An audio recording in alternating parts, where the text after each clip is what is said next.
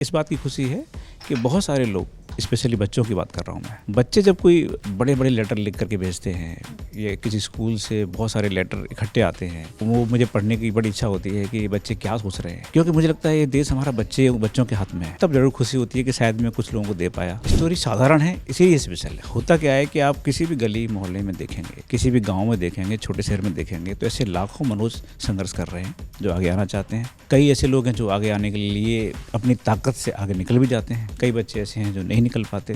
तो ये पूरे देश का संघर्ष है, इसलिए लोग जुड़े हुए हैं, नहीं तो नहीं जुड़ते। आइडियाज़ हर आदमी के पास हैं, लेकिन इम्प्लीमेंटेशन में बहुत सारा पेशेंस लगता है, बहुत सारा धैर्य लगता है। धैर्य हमारे पास कम है, और वो धैर्य अगर हमारे पास बना रहेगा ना, तो हम आइडियाज़ को इम्प्लीमेंट कर पाएंगे। सिर्फ सपने देखने से कुछ नहीं होगा, सपनों को हम कैसे ज़मीन पे हकीकत में ला रहे हैं, उस पर काम करना पड़ेगा। Hello sir, welcome to ABP live. आज के सेशन के लिए कितने एक्साइटेड हैं? काफ़ी ज़्यादा, क्योंकि ये सेशन देवांग जी के साथ में है और हम देवांग जी को बहुत सालों से सुन रहे हैं, बहुत सालों से। और वो एक ऐसे व्यक्ति हैं जिनके साथ बैठना, बात करना अपने आप में बहुत एक्साइटिंग है। सर, जैसा कि आपको पता है, आज का हमारा थीम है आइडियाज़ ऑफ इंडिया। आइडियाज़ पहला शब्द है। आपको कब आइडियाज़ आते हैं जब आप सोच सकते हैं आराम से? क्योंकि कई लोग कहते हैं कि मुझे खासकर बाथरूम में आइडियाज़ बहुत परफेक्ट आते हैं। आपको कहाँ आते हैं? मुझे ज़्यादातर एक्चुअली सफ़र काफ़ी करना पड़ता है, तो गाड़ी में मुझे काफ़ी आइडिया आते हैं, क्योंकि आप गाड़ी में जब रहते हैं तो आपके पास टाइम रहता है सोचने का। तो जब एक ऑफिस से घर जा रहे हैं, घर से ऑफिस आ रहे हैं, या कहीं और जा रहे हैं, फ़्लाइट में जा रहे हैं, तब वो टाइम मुझे बड़ा लगता है कि स्पेशली आप फ्लाइट में जा रहे हैं तो मोबाइल भी आप डिस्टर्ब नहीं कर रहा। उस समय आप सोच सकते हैं आप क्या कर रहे हैं, क्या करना चाहते थे, क्या आप सही रास्ते पे हैं, रास्ता ठीक है तो आप कहाँ जाना चाहते हैं। ये सारे सवालों के जवाब मुझे लगता है सफ़र में बहुत अच्छे आते हैं। सफ़र में। अच्छा सर, आपकी फिल्म मज़ेदार थी, आपका किरदार जो निभाया एक्टर ने वो भी मज़ेदार था।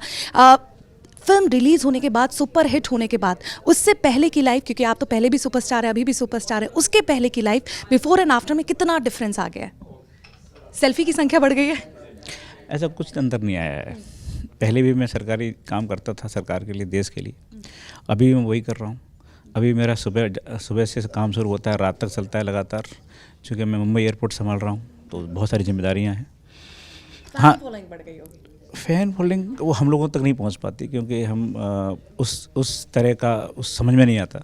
पर हाँ, ये है, इस बात की खुशी है कि बहुत सारे लोग, स्पेशली बच्चों की बात कर रहा हूँ मैं, बच्चे जब कोई बड़े बड़े लेटर लिख करके भेजते हैं, ये किसी स्कूल से बहुत सारे लेटर इकट्ठे आते हैं, और वो मुझे पढ़ने की बड़ी इच्छा होती है कि ये बच्चे क्या सोच रहे हैं, क्योंकि मुझे लगता है ये देश हमारा बच्चों के हाथ में है। तब ज़रूर खुशी होती है कि शायद मैं कुछ लोगों को दे पाया, शायद मैं बच्चों के सपनों को थोड़ा बड़ा कर पाया। क्योंकि मेरा ऐसा मानना है कि जब तक आप बड़ा सपना नहीं देखेंगे, तब तक आप किसी भी हालत में बड़े स्तर पर नहीं पहुंच सकते। सर, आपकी जो स्टोरी थी वो अनटोल्ड स्टोरी थी, जो हमारे 70 mm के पर्दे पर आई तो सबकी आंखें चौंधी आ गई कि अरे ये भाई ये क्या था। कोई ऐसी स्टोरी आप लिख रहे हैं या आप चाहते हैं किसी डायरेक्टर को पिच करें कि ये भी बड़े पर्दे पर तो ज़रूर आनी चाहिए, लोगों को इसके बारे में पता चलना चाहिए? दरअसल ये मुद्दा ही अलग है कि स्टोरी कोई स्पेशल है। स्टोरी साधारण है, इसीलिए स्पेशल है। होता क्या है कि आप किसी भी गली मोहल्ले में देखेंगे, किसी भी गांव में देखेंगे, छोटे शहर में देखेंगे, तो ऐसे लाखों मनुष्य संघर्ष कर रहे हैं जो आगे आना चाहते हैं। कई ऐसे लोग हैं जो आगे आने के लिए अपनी ताकत से आगे निकल भी जाते हैं, कई बच्चे ऐसे हैं जो नहीं निकल पाते। तो ये पूरे देश का संघर्ष है, इसलिए लोग जुड़े हुए हैं, नहीं तो नहीं जुड़ते। सबको पता है कि हर बच्चे के माँ बाप सपना देखते हैं आगे बढ़े। बच्चे की इच्छा रहती है कि मैं अपनी माँ को एक बार फ़ोन करूँ और बताऊँ कि मैंने कर दिया। इतनी सी पिक्चर है, इतना सी किताब है, इतना ही मेरा जीवन है कि जो सपने देखे गाँव से उठ करके, उन सपनों को पूरा करने के लिए आप कह पाए कि हाँ मैंने कर दिया है। तो ये एक साधारण सी कहानी है, और साधारण सी कहानी हर गली, हर मोहल्ले में आपको हर जगह मिल जाएगी। पर आप किसी बुक में अभी वर्क कर रहे हैं? नहीं, मैं कोई बुक नहीं काम कर रहा हूँ। मैं सिर्फ अपना जिस चीज़ के लिए ओथ लेकर हम आए हैं सर्विस में, देश की रक्षा करने के लिए, देश को आगे ले जाने के लिए, वो मैं कर रहा हूँ। अच्छा, लेकिन मुझे लगता है फिल्म रिलीज़ होने के बाद एक इंटरव्यू में भी सर ने कहा कि मैं चाहता था, विदु विनोद चोपड़ा जी ने, कि आप ही वो किरदार निभाएं। तो ऐसा क्या नेक्स्ट फिल्म में हम आपकी उन्हें देख सकते हैं?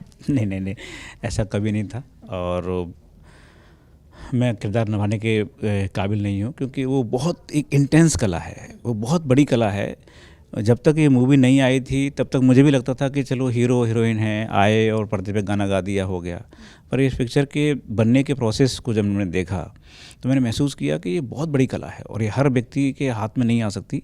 भगवान किसी किसी को ये कला देता है, क्योंकि इसमें इतना स्ट्रगल है, इतना ज़्यादा लोगों की क्षमताएं, 500 लोगों की यूनिट साथ चल रही है, आदमी का एक एक्सप्रेशन खराब हुआ कि पीछे के किसी एक आदमी का कारण खराब हो गया।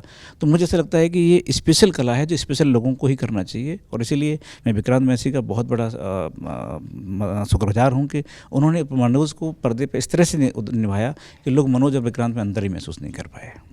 सर लास्टली जेंजी को कोई टिप्स देना चाहेंगे? आइडियाज़ हर आदमी के पास हैं, लेकिन इम्प्लीमेंटेशन में बहुत सारा पेशेंस लगता है, बहुत सारा धैर्य लगता है। धैर्य हमारे पास कम है, और वो धैर्य अगर हमारे पास बना रहेगा ना तो हम आइडियाज़ को इम्प्लीमेंट कर पाएंगे। सिर्फ सपने देखने से कुछ नहीं होगा, सपनों को हम कैसे ज़मीन पे हकीकत में ला रहे हैं उस पर काम करना पड़ेगा। जी सर, हमसे बातचीत करने के लिए बहुत बहुत शुक्रिया। Thank you.